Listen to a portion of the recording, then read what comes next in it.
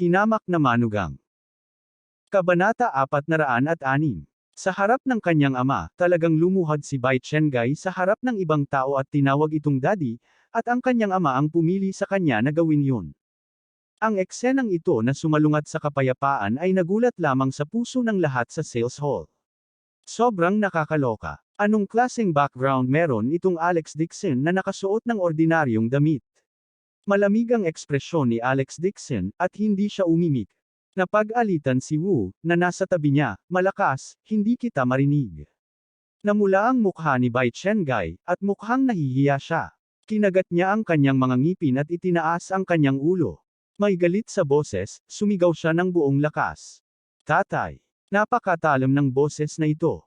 Hindi lamang ito malinaw na nakarating sa tenga ng lahat, maging ang mga naglalakad sa kalsada sa labas ay maririnig ito ng malinaw. Tumigil ang lahat at tumingin sa hall na nagtataka. Sa pamamagitan ng floor-to-ceiling glass, nakita nila ang karaniwang mayabang na si Young Master Bai ay nakaluhod sa harap ng isang ordinaryong kabataan at tinatawag siyang daddy. Ang mas kakaiba ay ang kanyang ama, si Bai Qing, ay nakatayo sa tabi niya. Saglit na nagsisiksikan ang mga tao sa pinto at iniangat ang kanilang mga leeg upang tumingin sa paligid. Ang mga talakayan ay sumiklab sa lahat ng dako. Inilabas pa nga nila ang kanilang mga telepono at mabilis na inilabas ang kanilang mga telepono para kumuha ng mga video at ipadala ang mga ito sa kanilang WeChat moments. Di ba anak ni Boss Bai yan? Bakit tatay ang tawag niya sa iba? Baka may skandal. Hindi ba biological son ang anak ni Boss Bai? Ito ay napakalaking balita. Si Bai Chenggai ay isang illegitimate child. Puchi. Hindi na napigilan ni Jiang Shuili ang tawa at tumawa ng malakas. Napangiti si Alex Dixon at maluwag na sinabi, bumangon ka. Ayokong kilalanin ang isang anak na katulad mo. Masyadong mahirap ang genes mo at mawawala na ako ng identity. Pagkasabi nun ay tumalikod na siya at umalis. Sinundan siya ni Wu at umalis. Bago siya umalis, may sinabi siya. Bai Qing, alagaan mo ang iyong anak. Kung hindi, ang halaga ng babayaran mo sa susunod ay hindi kasing mura ng pagluhod at paghingi ng awa. Nakikinig sa mga talakayan sa labas ng exhibition hall, labis na napahiya si Bai Qing. Isang mahabang buntong hininga ang kanyang pinakawalan sa kanyang puso. Tuluyan na niyang nawala ang dati niyang mukha. Galit na galit si Bai Chenggai kaya naging asul ang kanyang mukha. Ang puot sa kanyang dibdib ay dumiretso sa kanyang ulo. Ikinuyom niya ang kanyang mga kamao at tumayo upang magtanong, Tay, sino ang batang ito? Bakit mo siya pinakinggan? Malungkot ang mukha ni Bai Qing habang malamig niyang sinabi, unfilial son. Hindi mo ba nakita ang bodyguard na nasa tabi niya ay may insignia ng Dixon family sa mga gwardya ni Yan Capital sa kanyang damit? Bukod dito, ang Miss Shenglan na binanggit ng bodyguard na iyon si Dixon Shenglan din. Ano? Siya ay mula sa Dixon family sa Yan Capital. Nabigla si Bai Chenggai. Hindi siya makapaniwala na si Alex Dixon, who was acting like a loser, ay talagang kamag-anak ng Dixon family sa Yan Capital. Paano ito naging posible? Agad niyang sinabi, Dad, this is absolutely impossible. Kung ang talunan na ito ay nagpadala ng kadugo ng Dixon family sa Yan Capital, bakit parang pulubi ang suot niya? Hindi mo ba nakita ang sapatos sa paa niya? Sira. Kumunot ang noo ni Bai Qing. Napansin din niya na ordinaryong damit ang suot ni Alex Dixon at malapit nang masira ang kanyang sapatos. Hindi siya kamukha ni Alex Dixon sa pagtingin lang sa itsura niya. Gayunpaman, labis na gumagalang si Wu kay Alex Dixon. Binigyan niya si Alex Dixon ng card na hindi bababa sa 500 milyong yuan sa isang pagkakataon. Nagkaroon ng malaking contradiction sa pagitan ng dalawa. Galit na sinabi ni Bai Chenggai, Tay, sa tingin ko ay nalinlang ka niya. Paanong nagkaroon ng kaiyahiyang kamag-anak ang pamilya Dixon? Punong-puno siya ng kasinungalingan. Niloko mo si Sydney. Maghintay ka lang. Hahanap ako ng makakasama, imbestigahan ang kanyang pagkatao kapag dumating ang panahon, tiyak na ihahayag ko ang kanyang tunay na kulay. Umalis ka na dito. Huwag kang padalos-dalos. Nagbabala ka agad si Bai Qing. Masyadong makapangyarihan ang pamilya Dixon sa Yan Capital. Kaya nilang durugan ang sarili nilang pamilya sa isang daliri lang. Hindi niya kayang masaktan ang mga ito. Kahit na ang pagkakakilanlan ni Alex Dixon ay kadudadadang, mas gugustuhin ni Bai Qing na iwasan ito kaysa pukawin siya. Dahil sa impluwensya ng kanyang ama, si Bai Chenggai ay sumang-ayon sa panlabas, ngunit sa kanyang puso, siya ay labis na hindi nasisiyahan. Maaga o huli, ilalantad niya ang tunay na pagkatao ni Alex Dixon at doble ang kahihiyan na dinanas niya ngayon. Tuldok. Sumakay si Alex Dixon sa Harley Universe Starship at tumilapon sa kalye. Ang makintab na gininto ang katawan, kasama ang cool na modelo ng kotse, ay nagiging sanhi ng pagtigil ng mga tao sa paligid at itinaas ang kanilang mga ulo hanggang sa manood. Kahit nasa isang malaking lungsod tulad ng Yan Capital, ang 6,700,000 yuan na motorsiklo ay napakabihirang pa rin. Not to mention, sa likod ng motorbike ni Alex Dixon, meron ding top-grade beauty. Napakaganda niya at buong katawan. Lalo na ang dalawang mapuputing binti niyang mahaba, naglalaway ang mga tao nang tumingin sa kanya. Isa pa, mahigpit na niyakap ng dilag na ito ang driver. Ang kanyang maselang katawan ay idiniin sa kanyang likod, at siya ay tumatawa na parang pilak na kampana. Ang ganda ng motorsiklo, pasimpleng namula ang mga mata sa inggit. Ngunit ang mga tagalabas na nanunood ng palabas, si Alex Dixon, na nakaupo sa kotse, ay todo tensyonado. May malinaw na dalawang motorsiklo, ngunit hindi sinakian ni Jiang Shuili. Pinilit niyang maabutin siya at lumapit pa sa kanya. Dahil sa mahigpit na pagkakayakap ng kanyang dalawang malambot na braso, nanigas ang buong katawan ni Alex Dixon. Hindi siya naglakas loob na paandaran ang motorsiklo, lalo na kapag dumaan siya sa deceleration belt o kapag hindi pantay ang lupa. Kitang-kita niya na ang likod niya ay dinidiin ng isang water bag. Ito ay talagang nakamamatay. Nagkunwari si Alex Dixon na walang nangyari at nagtanong, ibabalik kita. Hindi mo ba ako sasamahan sa pamamasyal? Ang kotse na ito ay masyadong marangya. Maraming pedestrian ang kumuha ng litrato at nag-post sa kanilang WeChat moments. Naisip ni Alex Dixon na kung kukunin niya si Jiang Shuili, na nakasuot ng cool na damit, at pabalik-balik sa Yan Capital ng ilang beses, natatakot siyang kumalat ang balita sa buong Yan Capital nang wala pang isang araw. Ang kanyang biyenang si Helena ay nag-post sa kanyang WeChat moments buong araw. Kung nakita niyang niyakap niya si Jiang Shuili, tiyak na tatalon-talon siya. Nakahanap siya ng dahilan. May gagawin ako sa bahay. Nabigo si Jiang Shuili. Gusto sana niyang sumakay kay Alex Dixon, ngunit pagkatapos marinig ang sinabi nito, nasabi na lang niya na nag-aatubili, sinabi ko rin na gusto kong hilingin sa iyo na pumunta sa labas ng lungsod para sa isang karera ng kotse. Napangiti ng mapait si Alex Dixon at sinabing, ang alam ko lang magmotorsiklo. Hindi maganda ang husay ko sa pagmamaneho, baka tumalikod ako at bumaba ng bundok. Huwag kang mag-alala. Hiniling ko lang sa iyo na subukan ang mga motorsiklo at huwag mong hayaang manalo ng kampyonato, sabi ni Jiang Shuili at nanghihinayang umiling. Pero kung may gagawin ka, kalimutan mo na. Nabalitaan kong may kakaibang nangyari sa Autumn Mountain. Gusto kong hilingin sa iyo na samahan mo akong tumingin. Anong kakaiba? Kinuha ni Jiang Shuili ang kanyang telepono at binuksan ang pahina ng balita.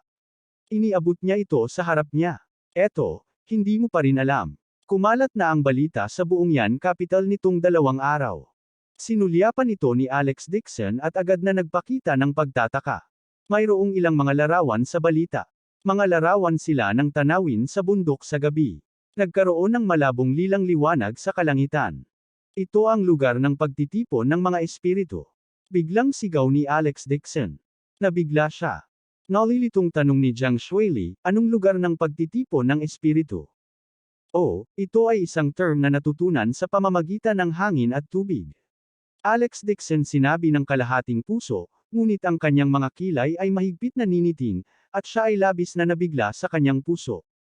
Ayon sa mga talaan ng 9 Profound Heaven Scripture, kapag ang isang bagay na maaaring tinawag na enerhiya ay ipinanganak, ito ay magtitipon ng mga enerhiya sa paligid, kaya ang kababalaghang ito ay na spiritual gathering land. Dahil masyadong malakas ang gawing enerhiya sa spiritual land, kahit na hindi ito nararamdaman ng mga tao, nararamdaman ito ng langit at lupa. Kaya naman, lilito ang isang lilang liwanag sa kalawakan. Gayunpaman, ang lugar ng pagtitipon ng mga espiritu na nakatala sa Heaven Scroll ay umiral lamang sa mga lugar ng paglilinang na malayo sa tirahan ng tao, malalim sa mga bundok at ilang. Paano ito makikita sa labas ng Yan Capital? Kabanata 407. Nag-isip sandali si Alex Dixon at sinabing, subukan mo ang kotse ngayong gabi, ha? Pupunta ako at hahanapin kita mamaya. Kuya Alex, pumayag ka. Agad nang umiti si Jiang Shuili. Bumaba siya ng sasakyan at kinurot ang bewang niya. I will call you tonight. I will wait for you. Pagkatapos niyang magsalita, mabilis siyang naglakad papunta sa pinto ng Jiang family villa. Hindi nakaimik si Alex Dixon. Hindi niya namamalayan na hinawakan ang kanyang baywang. Hindi siya nang ahas na samantalahin si Jiang Shuili. Sinimula na talaga siyang hawakan ng babaeng ito. Tuldok. Pauwi na sana si Alex Dixon nang makatanggap siya ng tawag mula kay Dixon Rong na humihiling sa kanya na magkita sa isang restaurant. May pag-uusapan siya. Ano ito? Malamig na tanong ni Alex Dixon. Takot ka ba? Sarcastic na sabi ni Dixon Rong, kung natatakot ka at hindi ka nang ahas na pumunta, diretso akong magdadala ng mga tao sa bahay mo. Malamig na sabi ni Alex Dixon, you are not qualified to make my dictionary have the word scared. Don't give me any trouble. I'll come over now. Hindi naman sa takot siya kay Dixon Rong. Ang alam niya lang pagkatapos niyang pumunta ay siguradong aawayin na naman niya ang babaeng ito. Umisi si Dixon Rong at tumawa. Nakikita ko na talagang pinahahalagahan mo ang walang ranggo na Liwes family na iyon. Hindi ko alam kung ano ang maganda tungkol kay Jane Liwes, isang hamak na babae na may mababang katayuan. Talagang nabighani ka niya sa iyong pagkatao. Iniwan mo pa ang iyong pamilya at tumakas mula sa bahay. I'm warning you. Tsaka sabi ng asawa ko hindi. Ako na mismo ang mag-aalaga sa iyo. Kung ikukumpara sa babaeng katulad mo, 1000 beses na mas maganda ang asawa ko. Pagkatapos magsalita ni Alex Dixon, hindi siya hinintay ni Dixon Rong na matapos magsalita at diretsyong ibinaba ang telepono. Sa restaurant, galit na galit si Dixon Rong kaya naging mabangis ang mukha niya. Matigas niyang sinabi, Alex Dixon, ang lakas ng loob mong bitin ako. Balang araw, papaluhod kita sa harap ko at makiusap. Agad na sumakay si Alex Dixon sa dining room. Nag-aalala siya na baka atakihin ni Dixon Rong ang kanyang asawa, kaya tumawag siya pabalik sa bahay at tinanong ang kanyang asawa kung kailan ito babalik kay Jinling. Si Jane Liwes ang sumagot ng tawag. Nakapag-book na daw siya ng flight ticket pero puno na ang flight bukas, kaya nagpa-book siya ng flight kinabukasan. Nakahinga ng maluwag si Alex Dixon. Hanggat bumalik si Helena at ang kanyang pamilya kay Jinling, mabuti ito. Si Jinling ay ang kanyang sariling kapangyarihan. Gaano man kahaba ang mga kamay ni Dixon Rong, hindi niya ito maabot ng ganoon kalayo. Ngayon, natapos na ni Renan ang kanyang negosyo at bumalik sa Haicheng. Bago siya umalis, ipinadala niya ang mga natitirang bodyguard sa villa para protektahan sila. Tinawag ni Alex Dixon ang kapitan ng mga bodyguard, si Chen Jiang, at inutusan siyang maging alerto sa susunod na 2 araw. Nais niyang matiyak ang kaligtasan ng kanyang asawa at pamilya. Matapos ang lahat, gumaan ang pakiramdam ni Alex Dixon. Bagamat si Chen Jiang at ang iba ay hindi katugma sa Imperial Guards ng pamilya Dixon, hindi pa niya pinuputol ang kanilang relasyon sa pamilya Dixon, at hindi siya sumasalakay ng Imperial Guards at ang kanyang asawa. Kababalik lang ni Dixon Rong sa Yan Capital, kaya wala siyang sapat na lakas para salakayin ang mga miyembro ng kanyang pamilya. Pagkaraan ng 2 araw, babalik ang kanyang asawa kay Jinling, at magagawa niya ang anumang gusto niya sa Yan Capital. Matuturuan niya ng leksyon ang babaeng ito. Makalipas ang kalahating oras, dumating si Alex Dixon sa dining hall. Walang tao sa marangyang 5-star restaurant. Tila ang buong restaurant ay nabook ni Dixon Rong. Sa entrance ng restaurant ay nakatayo ang ilang bodyguards ng Imperial Guards ng Dixon family. Nang makita nila si Alex Dixon, yumuko silang lahat.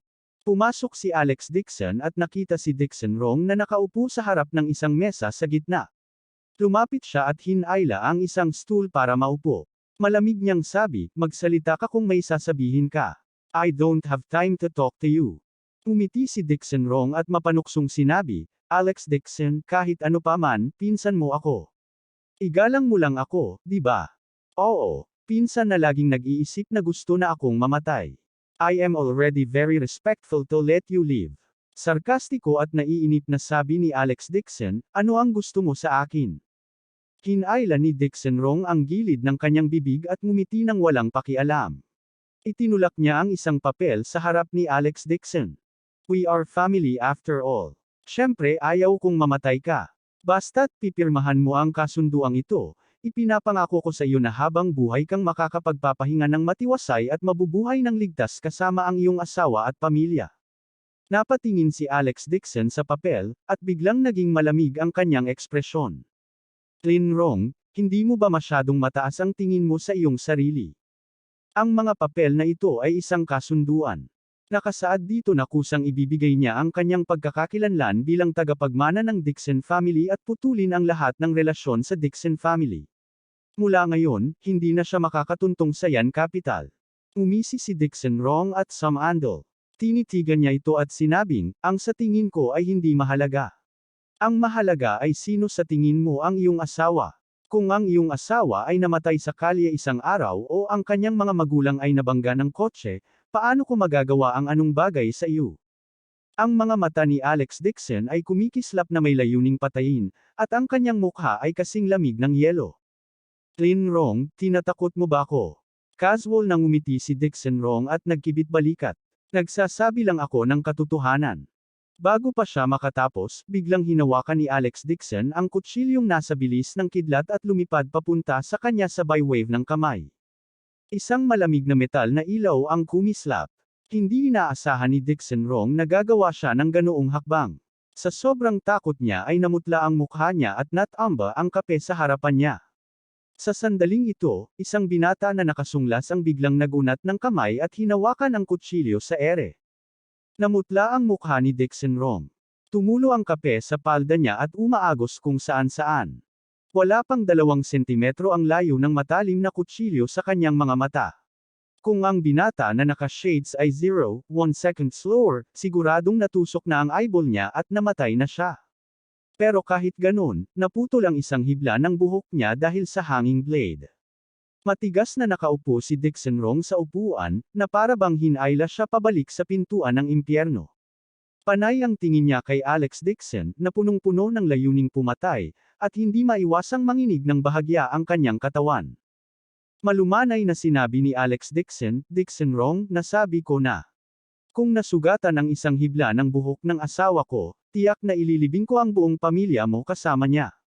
Habang nagsasalita, sinulyapan din niya ang kabataang nakasunglas sa likod ni Dixon Rong, sinadya man o hindi. Nang itapon niya ang biglaang pag-atake ngayon, sa isang banda, gusto niya talagang patayin si Dixon Rong, ngunit sa kabilang banda, gusto niyang subukan. Sa huling pagkakataong sumama si Dixon Rong ng mga tao para manggulo, napansin niya na ang binata sa shades na nakatayo sa likod ng babaeng ito ay naglalabas ng chi ng isang cultivator. Napaka-cold niya at siguradong hindi siya ordinaryong tao. Higit pa rito, naramdaman niyang pamilyar ang chi na ito. Malamang na nakipag-away sa kanya ang kabilang partido o mula sa isang sekta. Inihagis niya ang kanyang sable at gaya ng inaasahan, natanggap iyon ng kabilang partido. Bagamat medyo mabagal ang kanyang mga galaw, ang nakahuli sa kanyang sable ay nasa early foundation establishment stage. Puno ng malamig na pawis ang ulo ni Dixon Rong. Nabawi niya ang kanyang sentido at biglang napatayo sa sobrang galit. She roared, Alex Dixon, how dare you attack me? Nakalimutan mo na ba ang family rules ng Dixon family? Bawal kang pumatay ng mga nagpadalang kadugo. Pagkatapos niyang sabihin iyon, mahigpit niyang inutusan ang mga taong nasa likod niya, he has violated the family rules of Dixon family. Arrest him. Pagsunod sa kanyang utos, wala. Sa isang iglap, isang grupo ng mga bodyguard ang sumugod mula sa lahat ng direksyon at napuno ang restaurant. Si Alex Dixon ay napapaligiran ng mga tao, ngunit hindi siya nagpakita ng anumang takot. Mahina niyang sinabi, Dixon Rong, nag-effort ka para lang matakot akong pipirma sa papel na ito. Sinukli ni Dixon Rong ang kanyang kulot na buhok at halos hindi nagawang pakalmayan ang kanyang tumitibok na puso. Tumayo siya at ngumisi. Sa huli, magkapatid tayo. Basta masunurin kang pumirma, sisiguraduhin kong ligtas kang aalis. Umisi si Alex Dixon at nagtaas ng kilay. Sa tingin mo ba mapipigilan ako ng bangkos ng basurang ito? Kabanata 408. Alex Dixon, sa tingin mo ba ay mayroon kang 3 ulo at 6 na braso? Galit na sabi ni Dixon Rong, huwag mong isipin na ikaw lang ang nag-practice ng suntok at sipa. May mga eksperto din ako sa tabi ko. Kung gusto niya ang buhay mo, walang pinagkaiba sa pagkurot ng langgam hanggang mamatay. Mas mabuti kang makinig ka sa kanya.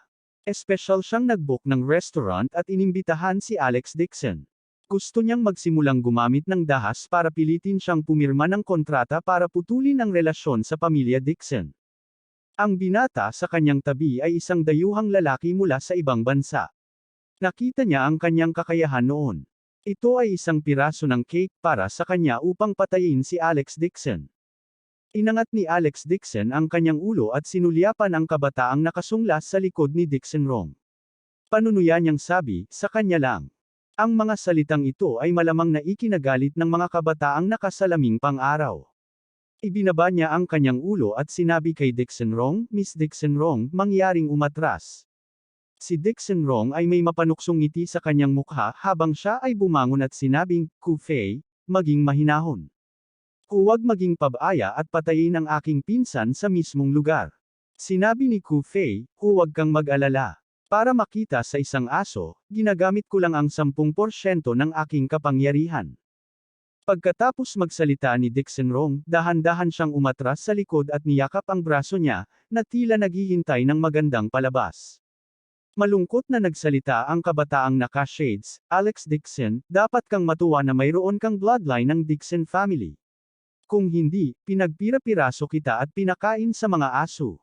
Pagkatapos niyang magsalita, bigla siyang sumigaw sa mahinang boses. Sa isang iglap, kasama siya bilang sentro, isang malakas na daloy ng hangin ang biglang sumabog.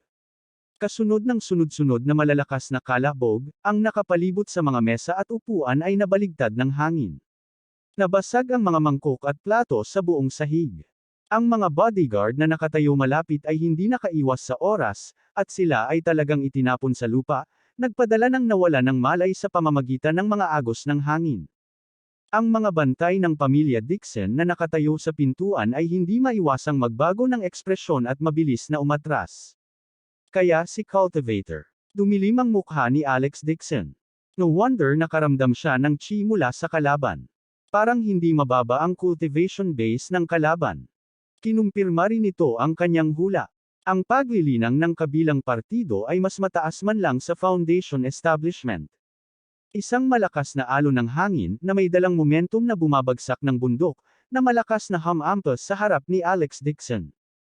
Nang si Dixon Rong ay nagpahayag ng isang mapanuksong ekspresyon at hinintay si Alex Dixon na ibagsak sa isang malungkot na estado, ang alon ng hangin sa kanyang harapan ay biglang natunaw at nawala ng tuluyan. Agad na kumunat ang noo ni Dixon Rong at nakita ng kanyang mga mata ang sama ng loob. Gayunpaman, hindi nagulat si Ku Fei.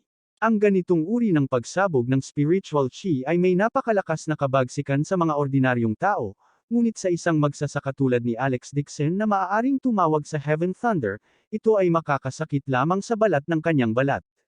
Malakas na sumigaw si Ku Fei. Ikinumpas niya ang kanang braso at sumigaw ng malakas. Bumangon ka. Ang mga kutsilyo, tinidor, at mga mangkok na kanina panataman sa lupa na parang nawala ang gravity ay dahan-daang umangat sa ere at lumutang sa ere. Natigilan ang grupo ng mga bodyguard na dinala ni Dixon Rong nang makita nila ito. Bawat isa sa kanila ay may bakas ng takot sa kanilang mga mukha at malamig na pawis ang tumutulo mula sa kanilang mga ulo. Hindi ba talaga ito shooting ng Shang-Chi movie? Ito ba ay talagang isang bagay na maaaring gawin ng mga tao? Itinulak ni Ku Fei ang kanyang mga kamay pasulong. Ang mga kutsilyo, tinidor, at tasang nakalutang sa hangin ay biglang tumusok kay Alex Dixon. Mabilis itong kumilos na kasing bilis ng kidlat. Kung nasaksak siya sa katawan, gagawin niyang hedgehog ang katawan ng tao. Sa sobrang takot ng mga bodyguard ay napahawak sila sa kanilang mga ulo at tumalon. Gumapang sila sa mesa, tumakbo palayo, at naging gulo. Ang isa sa mga bodyguard na nakatayo sa tabi ni Alex Dixon ay hindi nakaiwas, ngunit nataman sa isang iglap. Wala man lang siyang oras na sumigaw bago siya sinaksak na parang hedgehog. 7 o 8 kutsilyo at tinidor ang tumusok sa kanyang katawan. Tinamaan din ng malakas na puwersa ang buo niyang katawan. Tinamaan siya ng 7 o 8 metro ang layo at malakas na bumagsak sa pader at gumulong sa lupa. Ang malas na bodyguard na ito ay puno ng dugo at walang hininga. Tumayo si Alex Dixon at hindi nag-react.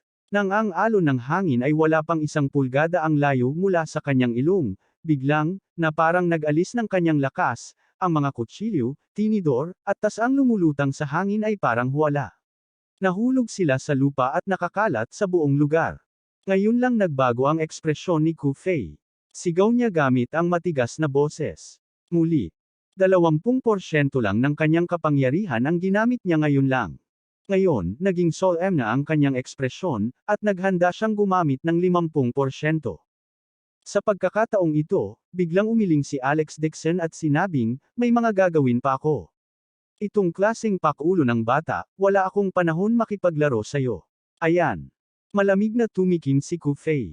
Ano? Natatakot ka ba? Halika at yumuko ng 3 beses para sa akin, at ililibre ko ang buhay ng aso mo pansamantala. Malamig na sabi ni Alex Dixon, kahit langgam ay napakayabang. Talagang hindi mo alam ang kalawakan ng langit at lupa. Ang mukha ni Ku Fei ay naging mabagsik.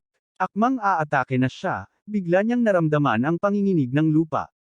Nanginginig lahat ng mga mesa at upuan sa kwarto. Ang mga tasa at plato sa mesa ay nahulog sa lupa at nabasag. Takot na takot ang bodyguard na nagtatago sa di kalayuan. Tindul ba? Bahagyang nagbago ang ekspresyon ni Dixon Rong. Bago pa niya matapos ang pagsasalita, isang kristal na chandelier sa itaas ng kanyang ulo ang biglang nawala ng suporta at bumagsak sa lupa, na nabasag sa harap ng kanyang mga paa. Takot na takot si Dixon Rong kaya nanlalambot ang kanyang mga binti at bumagsak siya sa lupa, mukhang takot na takot.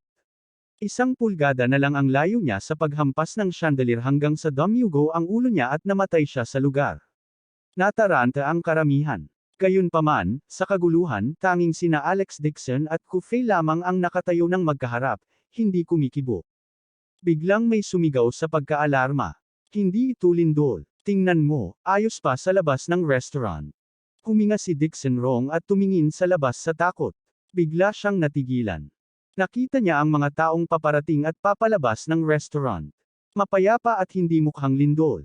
Pwede ito ay. Napalingon siya sa gulat, ngunit laking gulat niya kaya natigilan siya sa kinatatayuan, kahit na nakalimutan niyang tumakas.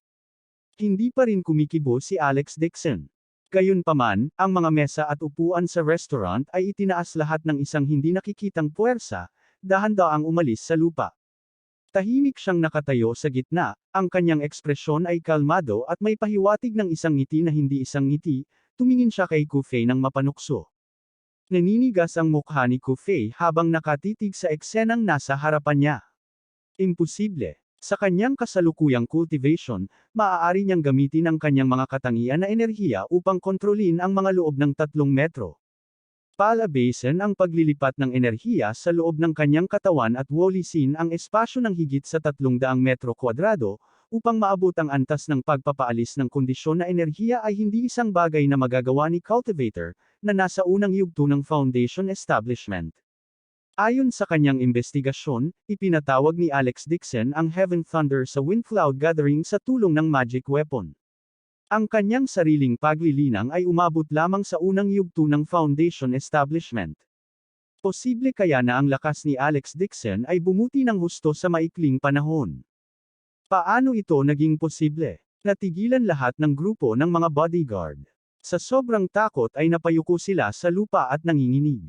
Diyos! Hindi ba talaga ilusyon ang eksena sa harap nila? Ito ba ay isang bagay na kayang gawin ng isang ordinaryong tao? Parang shooting lang ng sci-fi movie. Bahagyang inangat ni Alex Dixon ang kanyang ulo at mahinang sinabi, "Go." Biglang umungol ang napakalakas na bugzo ng hangin. Ang mga mesa at upuan na lumulutang sa hangin ay tila naakit ng magnetic force, at sa isang whoosh, sila ay bumagsak patungo sa Ku Fei. Dahil sa malakas na hangin, hindi maimulat ng lahat ang naroroon. Ilang bodyguard sa di kalayuan ay napabalikwas ng malakas na hangin at ilang beses na gumulong sa lupa. Kinailangan nilang humawak ng isang haligi para maging matatag ang kanilang mga katawan. Tinamaan ng malakas na hangin si Dixon Rong at 2 beses na gumulong sa lupa. Gamit ang isang dong, hinampas niya ang pader. Nabigla siya at nasa sakit at puno ng takot ang kanyang puso. Talagang hindi niya inaasahan na ganoon kalakas si Alex Dixon. Hindi niya alam kung saan nag-practice ng martial arts ang pinsan niya. Kabanata 409. Agad na pinakawalan ni Ku Fei ang lahat ng mga potensyal na enerhiya sa kanyang katawan, na bumubuo ng isang hadlang sa kanyang paligid. Gayunpaman, ang harang na ito ay nabasag na parang salamin sa harap ng malakas na hangin. Ang kanyang katawan ay pinalipad sa hangin na parang sandbag na itinapon. Gumuhit siya ng parabola sa hangin at bumagsak ng malakas sa dingding. Agad na tumalsik ang malaking dami ng dugo mula sa puting powder wall. Ito ay isang nakakagulat na eskarlata na pula. Nawalan ng malay si Ku Fei at gumulong sa harap ni Dixon Rong. Hingal na hingal si Dixon Rong at sa sobrang takot ay namutla ang kanyang mukha. Siya ay tumangala sa takot at nakita si Alex Dixon na naglalakad ng hakbang-hakbang. Sa sobrang takot niya napasigaw siya. Alex Dixon, anong gusto mong gawin? Ikaw, hindi mo ako mapapatay. Dahan-daang lumapit sa kanya si Alex Dixon at tumayo sa harapan niya. Ang kanyang katawan ay naglalabas ng mamamatay tao na aura habang siya ay malamig na nagsasalita. Dixon Rong, binabalaan kita, kung maglakas loob kang salakayin ang aking asawa at ang pamilya ni Lewis, magkakaroon ako ng 100 paraan para iparamdam sa iyo na mas mabuting mamatay kaysa mabuhay. Pagkatapos niyang magsalita, walang awa niyang hinampas ang palad niya kay Dixon Rong. Orihinal na sinadya ni Alex Dixon na itago ang kanyang lakas, ngunit ang pagiging agresibo ni Dixon Rong ay nagbanta sa kaligtasan ng kanyang asawa at pamilya Lewis. Hindi niya papatayin ang manok para bigyan ng babala ang mga unggoy. Babaliin niya ang tadyang ng mabangis na babaeng ito at bibigyan siya ng babala. Sa palad ni Alex Dixon. Nang malapit na nitong matamon si Dixon Rong, isang figure ang biglang dumaan at tumama gamit ang kanyang palad, na pilit na sinalo ang hangin ng kanyang palad. Bagamat nasalo niya ang palad ni Alex Dixon, nagtamo rin ng internal injuries ang kanyang kalaban at nagluwa ng subo ng dugo. Kumunot ang noo ni Alex Dixon at agad binawi ang kamay. Sa kabutihang palad, binawi niya ang kanyang kamay sa oras, kung hindi, ang palad na ito ay makakabasag ng mga panloob na organo ni Wu. Pinunasan ni Wu ang dugo sa mukha niya at lumuhod ang isang tuhod sa harap ni Alex Dixon. Sabi niya, "Young Master, please stop. Kung gusto mo talagang atakihin si Miss Dixon Rong, mapapatawad lang kita sa pag-atake sa akin." Kumunot ang noo ni Alex Dixon. Ang mga patakaran ng Dixon family ay nasa anumang pagkakataon, hindi maaaring saktan ng isa ang isa't isa gamit ang kanilang mga buto at laman. Kaya naman pagkatapos na ma-accident ang kanyang ama, lahat ng uri ng akusasyon ay itinutok kay Dixon Yulong, at wala siyang mahanap na ebidensya. Iyon ang dahilan kung bakit ang matandang master, na nasa pamilya Dixon, ay itinaboy siya palabas ng bansa sa galit. Si Wu ang commander ng Imperial Guards ng pamilya Dixon. Siya ang namamahala sa pagprotekta sa kaligtasan ng mga miyembro ng pamilya Dixon. Natural, kailangan din niyang protektahan si Dixon Rong. Bumalik din sa katinuan si Dixon Rong at sumigaw sa nanginginig na boses, "Wu, bilis. Hayaan mong mahuli siya ng Imperial Guards." Malamig na sinabi ni Wu, "Miss Dixon Rong, mangyaring umalis ka agad sa lugar na ito. Ngayon ay ikaw ang unang sumalakay kay Young Master Dixon. I-report ko ang bagay na ito sa acting family head na si Miss Dixon Shenglan." Pagkatapos niyang magsalita, tumayo siya at sumigaw. Inutusan niya ang ilang gwardya na dalhin si Dixon Rong na may kalahating steak. "Gusto ko ring ilayo si Ku Fei." Sigaw ni Dixon Rong na gulong-gulo ang buhok, "Siya ang lalaki ko. Kung mananatili siya rito, tiyak na papatayin siya ni Alex Dixon." Saglit na nag-alinlangan si Wu, saka tumalikod at nag-order. Agad na pumunta ang ilang gwardya at dinala si Ku Fei. Mabilis sa trabaho ang mga Dixon family guards. Wala pang ilang minuto, kaunti na lang ang natira sa restaurant. Lumakad si Wu sa harap ni Alex Dixon at maingat na tumingin sa paligid. Matapos matiyak na walang nakikinig, yumuko siya at sinabing, "Young Master Dixon, hiniling sa akin ni Miss Shenglan na sabihin sa iyo na nalaman niya ang tungkol kay Yupei. Any clues?" Agad na bumuntong hininga si Alex Dixon. Nawalan siya ng kontrol sa sarili at hinawakan si Wu. Siya ay umungal, "Sino ang mamamatay tao? Umiling si Wu at sinabing nalaman lang ni Miss Shenglan na ang pinanggalingan ng Jade Pendant ay nasa ibang bansa. Ang mga partikular na detalye ay iniimbestigahan pa. Sinabi niya sa iyo na huwag ka agad kumilos para ma-alerto ang kaaway. Huminga ng malalim si Alex Dixon, pinigilan ang galit, at tumama. Ngayon lang din siya nawala sa katinoan. Pero kung ibang lalaki man iyon, tiyak na hindi siya uupo at walang gagawin kapag pinagbantaan ang kanyang asawa at pamilya na mamatay.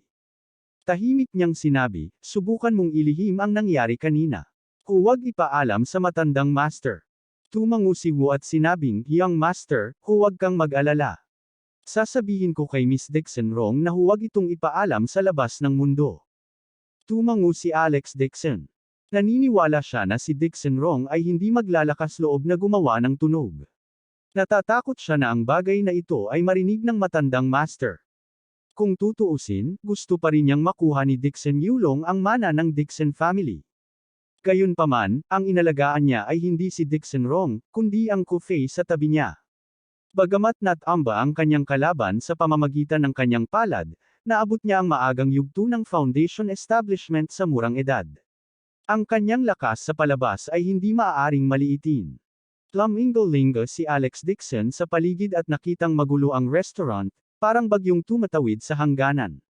Malumanay niyang sinabi, yung pagkalugi ng restaurant, we will settle the accounts at that time. Sabihin mo rin na tikom ang bibig nila. Kung may manggahas maglik ng salita, papatayin sila ng walang awa. Oo. Pagkaalis ng 1,000 tao, sa ilalim ng bar ng restaurant, lumabas ang isang lalaking nasa katanghaliang gulang na nanginginig, mapula ang mukha. Pawis na rin ang katabi niyang manager. Nanghihina ang mga paa niya kaya hindi siya makatayo. Nauutol niyang sabi, Boss, bye. Gusto mo pa ba nilang bayaran? Bayaran mo. Hinawakan ni Bai Ching ang bar counter at tumayo. Patuloy niyang pinupunasan ang malamig na pawis sa likod gamit ang kanyang mga kamay. Umiti siya ng mapait at sinabing, kung hindi nagpakita ng awa si Young Master Dixon, makakaalis pa ba tayo sa lugar na ito? Ang eksenang kanina lang ay parang naranasan na niya ng sarili niyang mga mata ang impyerno. Hindi niya inaasahan na si Alex Dixon, na nakasuot ng ordinaryong damit, ay talagang ang maalamat na Young Master ng Dixon family na tumakas sa bahay. Ang mas ikinagulat ni Bai Ching ay ang kakayahan ni Alex Dixon ay umabot sa isang nakakatakot na antas. Nakakakilabot. Pagtataka, sa kabutihang palad, ayaw ni Alex Dixon na pumatay ng walang pinipili. Kung hindi, sa personalidad ng iba pang mayayamang pamilya, para mailihim, matagal na nilang pinatay ang mga kampan na ito. Iniisip kung paano insultuhan ang kanyang hanggal na anak ni Alex Dixon sa tindahan ng motorsiklo noong tanghali, si Bai Ching ay pawis na pawis. Ang kanyang anak ay halos naglalakad sa isang mahigpit na lubad habang ang kanyang buhay ay nasa linya. Hindi na kinailangan ni Alex Dixon na igalaw ang kanyang kamay para gawing abo ang pamilya Bai. Si Bai Ching ay basang-basa sa malamig na pawis. Inalalayan niya ang kanyang katawan at tinawag ang butler.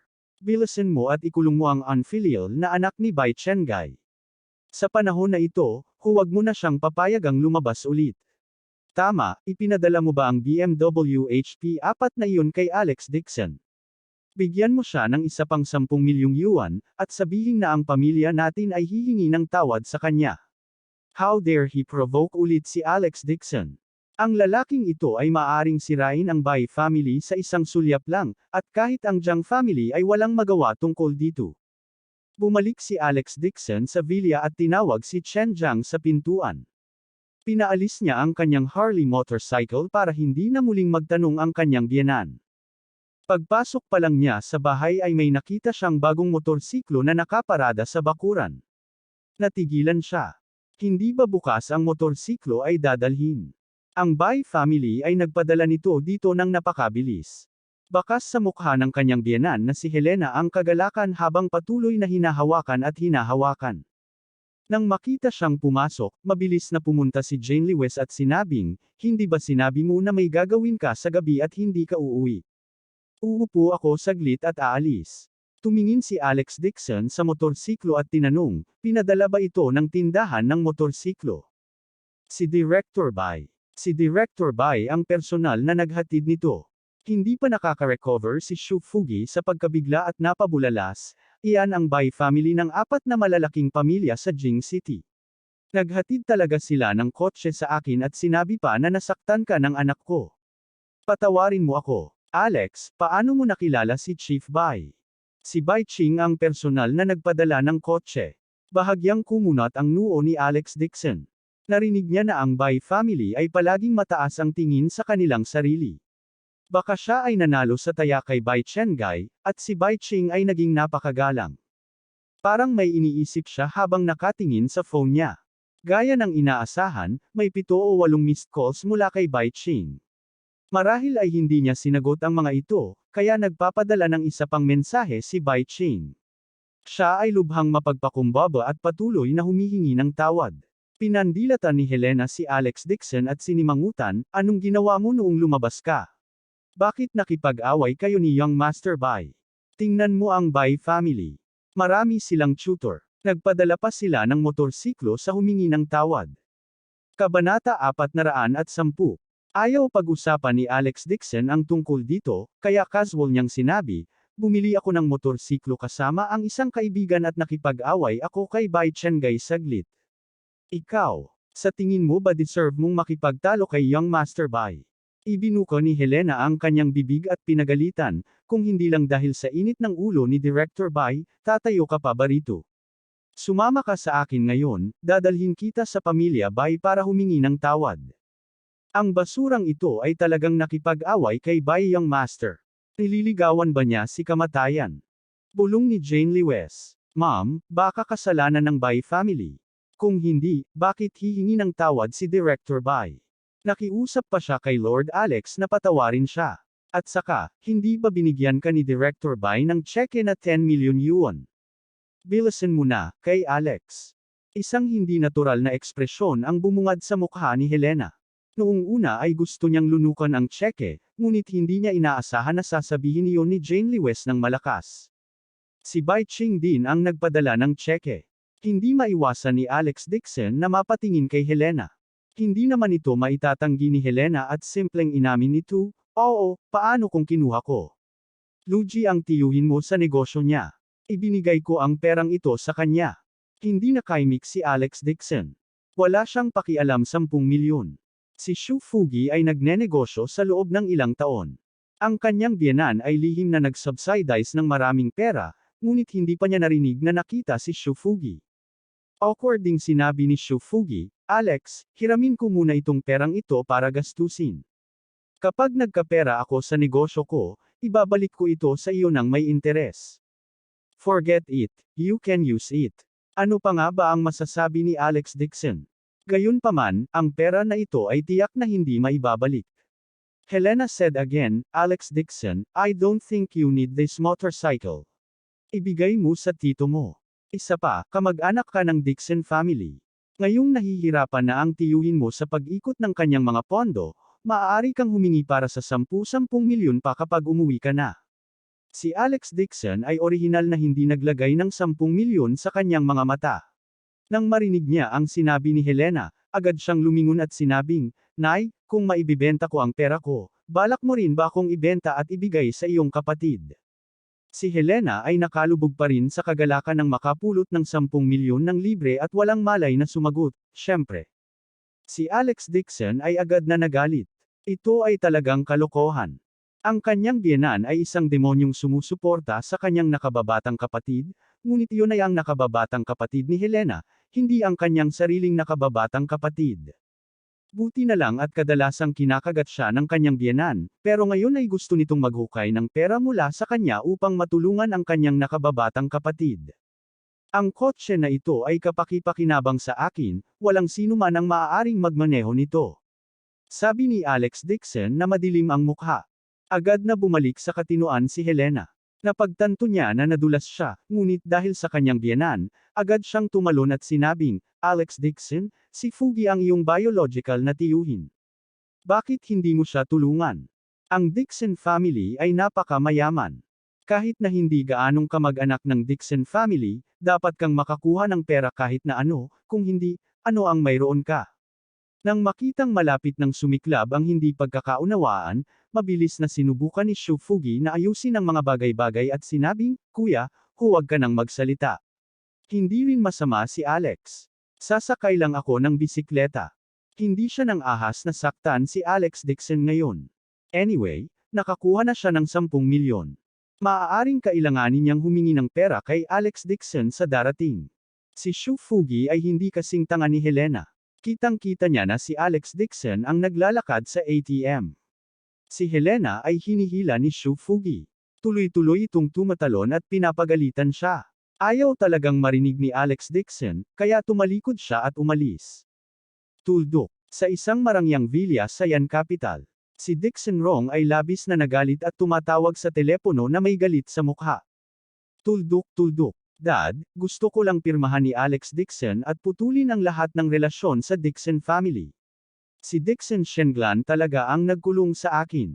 I think she wants Alex Dixon to return to the Dixon family and replace your position and inherit the negosyo ng pamilya. Isang malalim at marangal na boses ang nagmula sa telepono. Lin Rong, hindi ka nakikinig sa akin at mag-isa kang bumalik sa Yan Capital. Sinabi ko sa iyo noon, hindi pa ngayon ang oras. Huwag kang padalos-dalos, at huwag mong guluhin si Alex Dixon. Isang bakas ng puot ang sumilay sa magandang mukha ni Dixon Rong. Sabi niya, Tay, hanggang kailan po ba tayo maghihintay? Buong buhay na po tayo ay sinusupil ng pamilya ng malaking tiyuhin. Kailan po ba tayo magtataas ng ulo? I have my own plans. Bagamat umalis na si Alex Dixon sa Dixon family, hindi niya tinalikuran ang pagkakakilanlan niya bilang Dixon family. Pwede siyang bumalik anumang oras, sabi ni Dixon Yulong sa malalim na boses, Old Masters, lumalala ang kalagayan mo. Isang bihirang kayamanan. Nakuha ko. Nagulat si Dixon Rong at tiniis ang kanyang galit habang siya ay nagkunwaring sumasang-ayon ng masunurin. Nang ibaba ng kanyang ama ang telepono, sa sobrang galit niya ay nontog niya ang telepono sa dingding. Patayo ang mga kilay niya. Si Dad lang marunong magtiis. Isang basurang tulad ni Alex Dixon, kailangan ko bang matakot sa kanya? Tumayo si Ku Fei sa kanyang likuran, ang kanyang ulo ay nababalot ng mga benda, at sinabi sa isang malalim na boses, si Miss Dixon Rong ay nakatayo sa kanyang likuran, at ang kanyang ulo ay nakabalot ng mga bagay. Kung gayon, ano ang plano mong gawin? Nasa foundation establishment stage na siya, at iba pa ang konstitusyon niya sa mga ordinaryong tao. Kanina lang siya nawalan ng malay sa lupa, at ngayon ay naka-recover na siya. Gayunpaman, ang lakas ni Alex Dixon ay higit na nalampasan ang kanyang imahinasyon, at ito ay nabigla sa kanya. Nasira ang magandang mukha ni Dixon Rong at naging mabangis. Of course, we have to find a way to make Alex Dixon give up his identity as the Dixon family.